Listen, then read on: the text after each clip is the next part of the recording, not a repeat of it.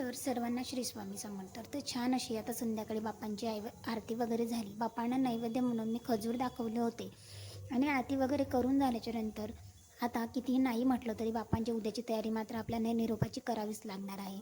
म्हणून लगेचच मी स्वयंपाकाला लागले. स्वयंपाकामध्ये मला खिचडी बनवायची होती. त्याआधीच मी लगेच कुकर ठेवलं, तेल घेतलं आणि थोडंसं जिरं मोहरीची फोडणी दिली. नंतर अद्रक लसूणची पेस्ट, कढीपत्ता, शेंगदाणे आणि कांदा आणि टोमॅटो असं छान असं परतून घेतलं. लगेच मीठ टाकलं, गरम मसाले टाकले, हिंग टाकला, मिरची पावडर टाकली, हळद टाकली, किचन किंग असा गरम मसाला टाकून घेतला आणि छान असं मिक्स करून घेतलं.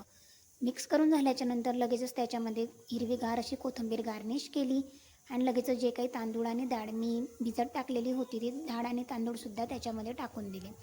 1 वाटी तांदूळ असल्यामुळे 3 वाटी पाणी टाकलं, जेणेकरून या तांदूळांना जास्त पाणी टाकलं आणि डाळसुद्धा असते म्हणून 1.5 वाटीचं प्रमाण होतं म्हणून 3 वाटी पाणी घेतलं.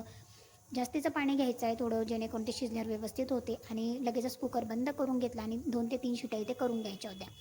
तोपर्यंत साईडला लगेचच मी ते हरभऱ्याची डाळ लावलेली होती, त्याच्यामध्ये थोडंसं तूप आणि मीठ टाकलेलं होतं आणि बघा इतकी छान 3 शिट्ट्यांमध्ये डाळ माझी शिजलेली होती.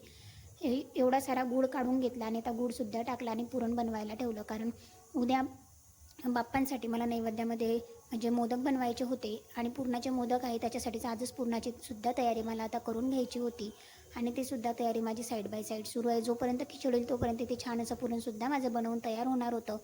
म्हणून जे काही भांडे वगैरे होते ते सुद्धा आवरले आणि बघा पूर्ण गुळाचं पाणी झालं आणि असं छान पुरण वगैरे तयार होईल. तर आता मोदक बनवायचे. तर असा होता माझा आजचा दिवस.